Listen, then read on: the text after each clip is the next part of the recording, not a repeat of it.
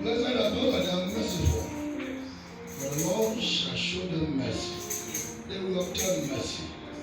Can you just remember any time of your life you have shown somebody mercy? Referencing to the King of Glory and saying, it is written, blessed it is he whom is merciful that he will obtain mercy. And ask him to forgive you all your sin and show you mercy. Just remember anyone you have shown mercy to. And hold God by his word this morning.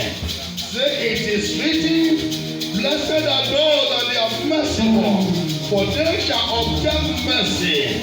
Just remember the mercy you have shown to anyone, and ask the Lord to show you mercy by his word that is written. What is written in heaven cannot be changed. Ask the Lord to show you mercy.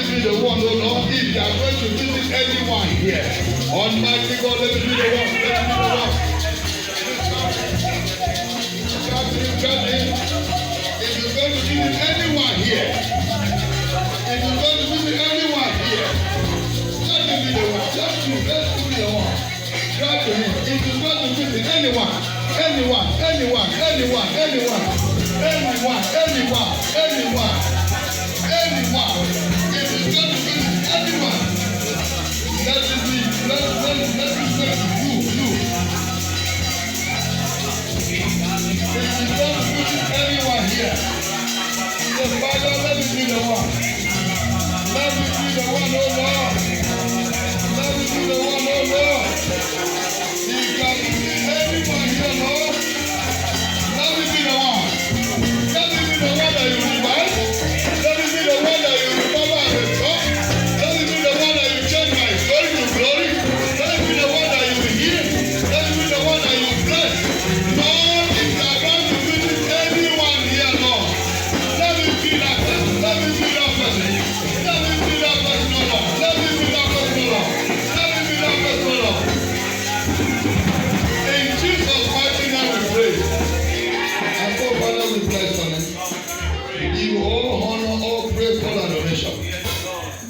Thank you, Almighty God, for gathering us. Father, we know that you are here. Revive all of us. Our health, revive it. Our destiny, our glory, revive it. Our career, our spiritual life, revive it.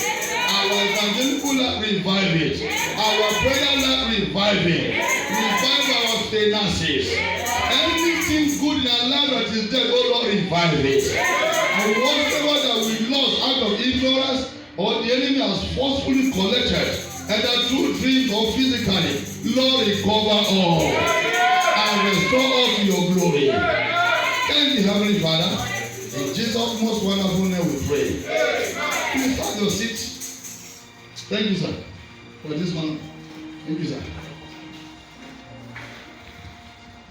I welcome you once again to the presence of the Lord God Almighty. And I do not joke with this opportunity at all given to me by my father. Revival, recovery. These are major topic. Before anything will be revived, before you will recover, God has to be involved. God has to be involved. Jeremiah 17 verse 14, the Bible says, if you heal me, I will be healed. If you save me, I will be saved. He knows that without God being involved, nothing will happen.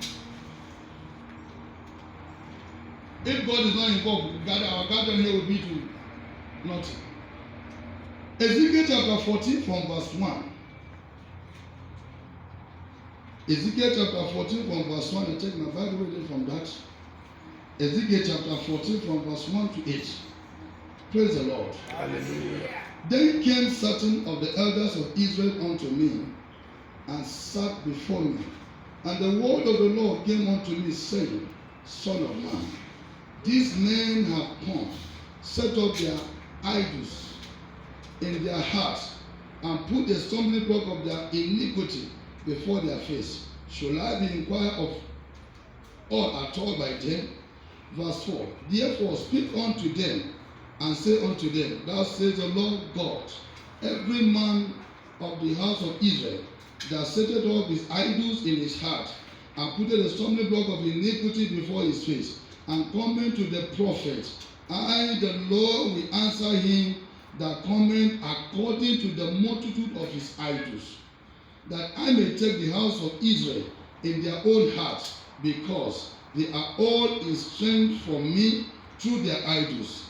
Therefore say unto the house of Israel, Thus says the Lord God, repent and turn yourself from your idols, and turn away from your face, and turn your face from all your abomination. Verse 7. For every one of the house of Israel, or the stranger that sojourned in Israel, which separated himself from me, and set up his idol in his heart, and putteth the stumbling block of iniquity before his face, and cometh to a prophet to inquire of him concerning me, I, the Lord, will answer him by myself. I stop in verse 7. You know the reason why sometimes when you pray and pray and pray, look as if maybe you are not saying anything. What you are asking with your mouth is different from what is in your heart. Revival begins from the heart. Recovery begins from the heart. Whatever is in your heart is what God is dealing with. Whatever you are thinking is what God is doing. Anything at all that is in your heart that is not about the kingdom of God and the kingdom of Christ, you cannot be revived. That's the truth. Matthew 6:3 says, seek for the kingdom. So the kingdom has to be established in your heart before the revival comes, before the recovery comes. 1 Samuel chapter 30, the Bible says, when David returned back from war, his family and almost everybody was captured. What did he do? He has to inquire of the Lord. Should I pursue? Should I overtake? Will I recover? He put God first. Even while people were trying to stone him for leading them and their family were in captivity. God has to be the first priority in your heart before anything called revival, before anything called recovery. In those days, I went to see my father-in-law, and I was not a pastor, but I was just coming up. I just loved the word of God. And I heard a voice say to me, he's not happy with his children. How will I tell my father-in-law that he's not happy with his children? But I said to him, sir, you are not happy with your children. He said, me, I am happy. I said, sir, there is a word in the Bible that says, if a man say to his father, what have you done for me? You are under the curse of God. In Isaiah chapter 45 verse 10, he said, woe be unto any man that said to his father, what have you done for me? It's a curse on God. Or said to the mother that gave birth to him, what have you done for me? It's a curse. So a lot of people are living under that curse. They don't know. Immediately I brought for the chapter, the man said, yes, I'm angry with them. And in his own little way, he asked everybody to read Psalm 51.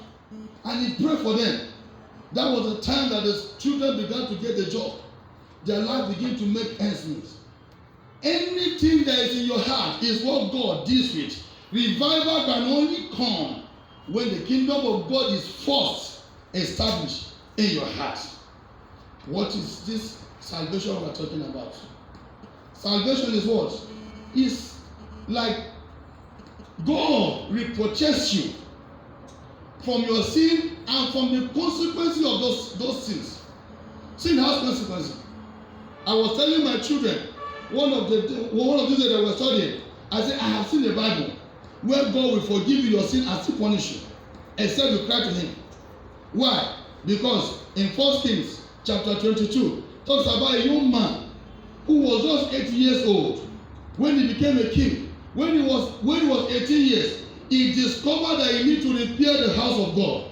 In the course of repairing the house of God, he discovered a book, the law that God has set. And his father was the one planting idols. The father was the one doing all manners of abomination thing. When they sent that book to a prophetess, a woman, who interprets what was in the book, the Bible said the king repented. He sat down on his cloth, sat on the ground, put ashes on his head. And the Bible said immediately the Lord sent the servant, go and tell him, all through his life, I will not punish Israel. He said, but after his death, I will surely punish them for their sin. He repented. But his repentance was for himself, not for Israelites. Was for himself. I see some people who they will charge you, pay 500,000, we are coming to your house for a family liberation. How can a family be liberated? A family cannot be liberated till Jesus can come in his glory. Except anyone in the family choose to serve the Lord. Anyone in the family choose to give a life to Christ. You can never see a family that they are 100% salvation. But they will collect money, 500,000. They will travel. On their way coming, they will die. I've seen a pastor, both six of them on coming. They die. What is in your heart? It's the first thing you think. What is in your heart? Will that allow the revival of God to take place today? Will you recover? Most of us will have lost a lot of things out of ignorance. I just got a new house. When they told me her name, I told my wife, I said, I know her. My wife said, you have not seen her. I said, her problem is ignorance. My wife said, how? When the girl come, I asked her, do you know what is ignorance? She said, yes. I said, is that your problem? She said, yes. I said, I told you I know her before she come. Why? The Lord told me who she is. If your heart is not with the Lord, He won't speak to you. He doesn't speak to our ears. He speaks to the heart. To the heart. He knows what I'm thinking. I might be big. He doesn't care about my size. All what He gets is my heart. The size of my heart, what I'm thinking. 1 Corinthians chapter 15, verse 3. I want us to pray earnestly. 1 Corinthians chapter 3, 15, verse 3. He said, for I deliver unto you first. You. as I'm talking to you. First, all which I have received, that Christ died for our sin. Christ died for your sin. Then why don't you follow him? I was telling my children yesterday when we were praying the night. I said in 2018, I came at middle of the night.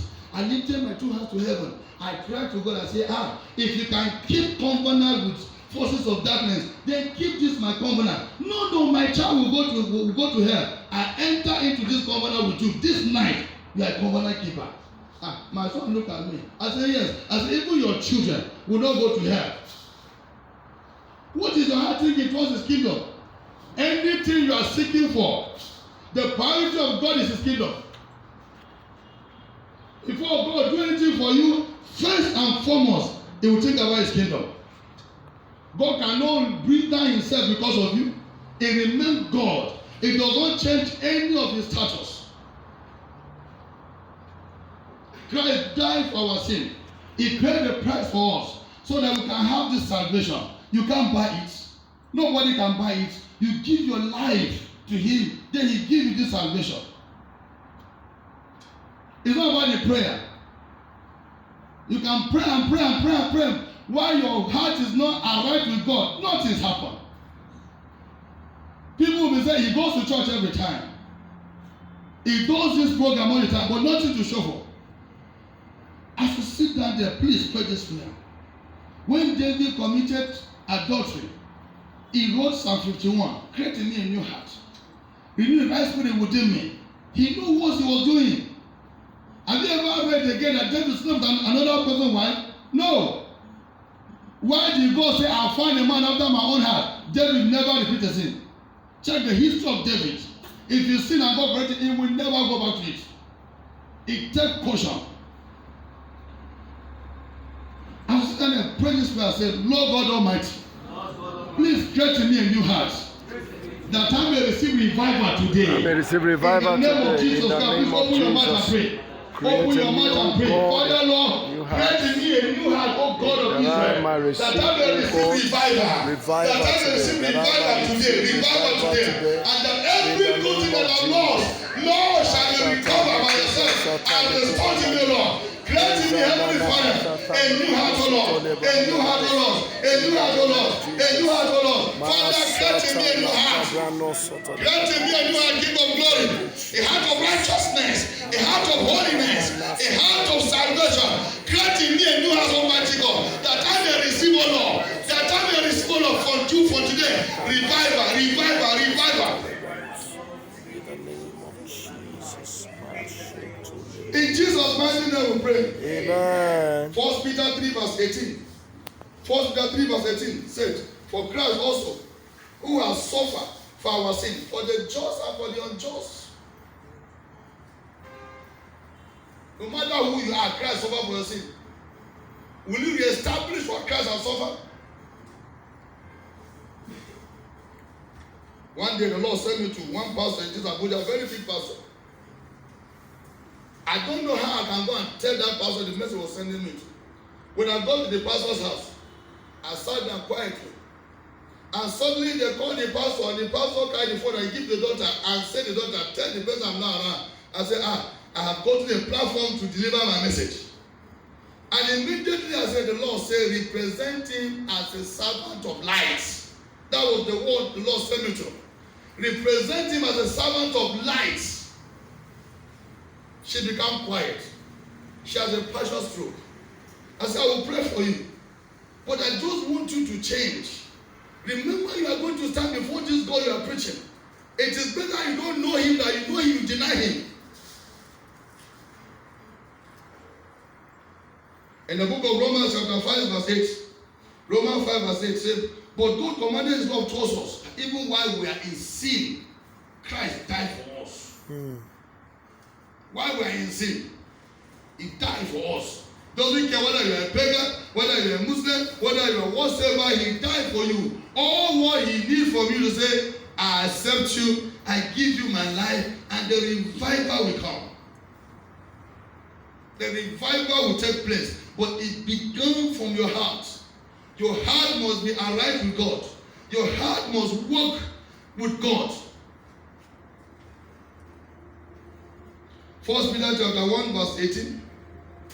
1 Peter 1 verse 18 19 says, for as much as ye know that we are not redeemed with corruptible things as silver and gold, or with vain conversation, by tradition, it said, but by the precious blood of Jesus Christ, we are redeemed. By the precious blood of Jesus Christ, we are redeemed for the punishment of the sins our fathers committed, we committed, knowing and unknowingly. Papa Adebo posted on the Facebook first day, and I was talking to my children yesterday night. While I was talking to them, my son had a revelation, and he was sharing the revelation with me, and I began to cry. He said, Daddy, why are you crying? I said, because God the Father, God the Son, God the Holy Spirit visited you. I began to cry. I said, what a great encounter, that he has to change his garment to wear him a new garment. He fought a battle in a dream until he conquered. He said, he met a man, and while he was praying, him and the younger brother, he now said, I did not know that my younger brother can pray like this. That they pray from 4 in the evening till 9 in the morning. God will send them a worker. According to say, God will say, I will send you a worker. And somebody will appear, will show them a road until they got the victory. But before they got the victory, said, a man appeared, looking very tattered. But they honored the man, they worshiped the man, and suddenly the man changed their garments into pure white, and the man was taken to heaven. While they were walking, he said a dove came from heaven, and he said at that period that the dove was around them, he said no evil come near them. Anywhere they go, he said that dove was just with them, protecting them. No evil. I began to cry. Why? Because God visited him. And Papa Adeboye, by what I read yesterday, he said the reason why he preached holiness, he said when he become a pastor, there is a program in one of those African countries. He said while the program was going on, he said God transported him into heaven. He said when he got there, he saw millions upon millions of angels. A man sat on the throne and nobody can see his face. Then the angel behind him said, but if you turn, they will shift back. When he turned and looked at him, he said he was wearing a filthy rag. He said a rag as if maybe like someone who they use for the rope. He said maybe he returned back, you discover that without holiness, you can't stand before him. Please be on your feet. Pray this prayer. Say, Father, every filthy garment in my life, remove it now by your mercy. In the name of Jesus Christ, please cry to God. Every filthy garment, oh Lord, that I am wearing, Father, remove it now by your mercy. Father, Lord, remove it now by your mercy. Every filthy garment, the garment of sin, the garment of iniquity, the garment of unrighteousness, the garment of disobedience, every filthy garment upon my life, Father, please remove it, O Lord. Remove it, my Lord and my God.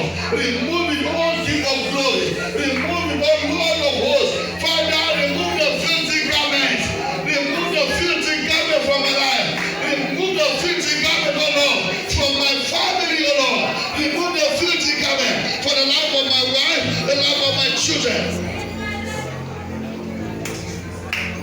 In Jesus' mighty name we pray. Once this time, please pray this prayer. Say, Father, wear me the new garment of holiness, the garment of righteousness. Father, wear it upon my life today. The garment of holiness, the garment of righteousness. Father, wear it upon me, O Lord. Wear it upon me, O Lord. The garment of holiness, the garment of holiness. Father, wear me a new garment, a garment that no power can uproot from my life again.